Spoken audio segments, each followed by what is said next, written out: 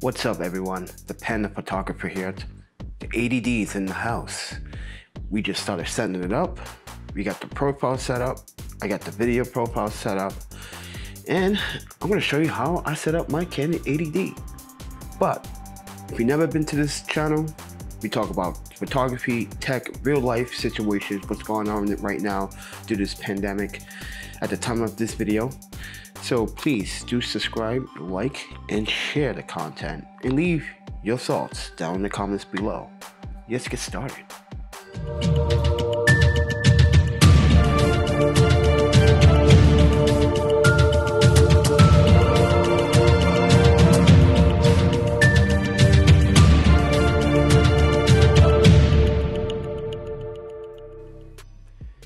So we got the Canon EOS ADD in the house, and it's a beautiful freaking camera. It's between the 90D and the 60 Mark II, even between the 7D Mark II. That depends on how you judge those two cameras, but anyway, you know, this is right in the middle of all those cameras, and it really has the capability to do what you need to do. So if you're thinking about upgrading your Canon camera to the ADD, I suggest that you do. But let me just tilt this down so I could get this process showing you guys how I set up my Canon EOS ADD. Now I'm gonna zoom in for you guys really quickly. There we go. All right. Pull that up. Now, first and foremost, is get to the point of how I set up my Canon ADD. I got my image quality on RAW. Now you can go in here and you can select RAW and no JPEG. This little hyphen means no JPEG. Now, if you want different size JPEGs, you can choose that as well. But I'm going to be shooting RAW because that's what I shoot best. Image review is on 4 seconds. I got the beep because I don't want people to know that I'm taking photos, so I turned the beep off. Even though the ADD is not the quietest camera, but it does dampen some noise.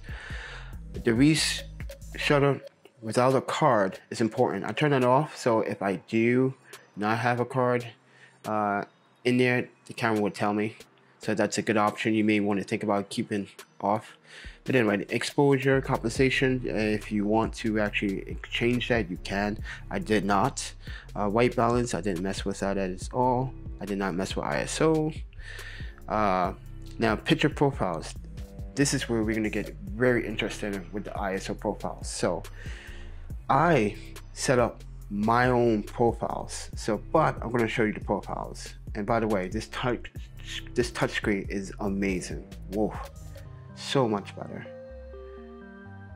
I'm saying if I was with Sony, I would be kind of flicking through the menus and half the time using the touch screen.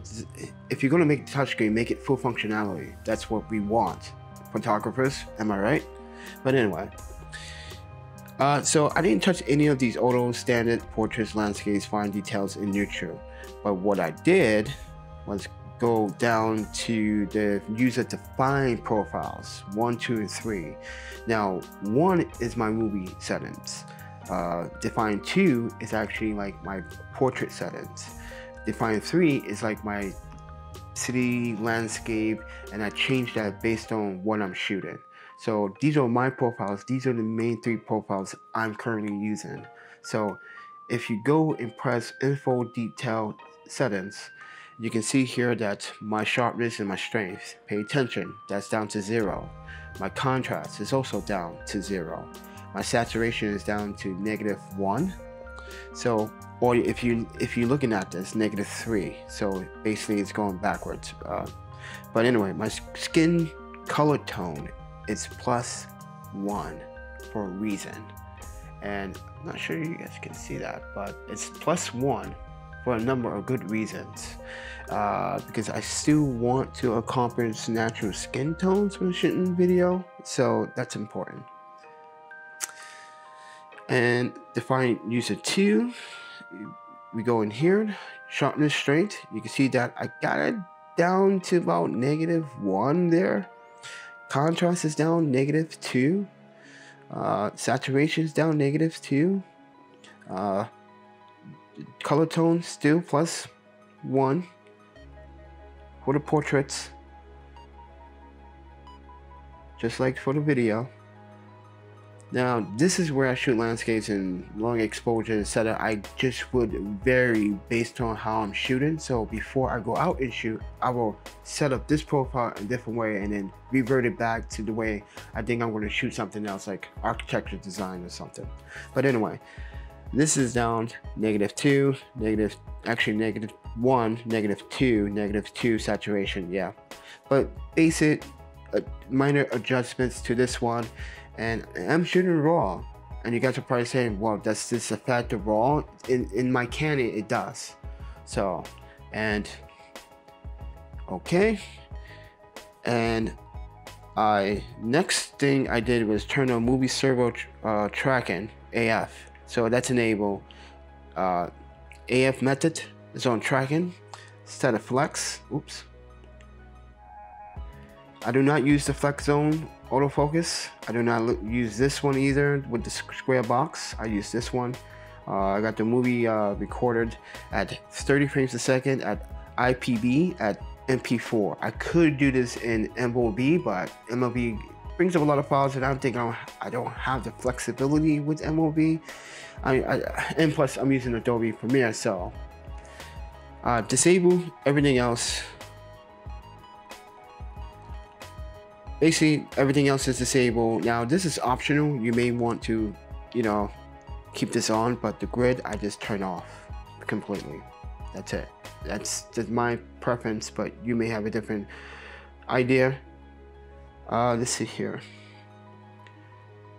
And that is pretty much it. And also, in the stars here, you can basically go in the green area where this is superstar there. Call that the superstar. You can also turn on and turn off movie servo here in the time-lapse movie feature if you're doing video. Now it will convert to video, but I'm gonna just buy an adapter, so a cable, so I can use my interphonometer or shutter rope release with this camera. So doing by picture is so much better, trust me. But anyway, and that was pretty much it, guys. So if you guys do enjoy the video, you thought this was useful, you thought this was helpful for setting up video, let me know. Tell me guys what you think. Leave the comments down below. Don't forget to subscribe, like, and share. And I see you guys in the next one. Peace.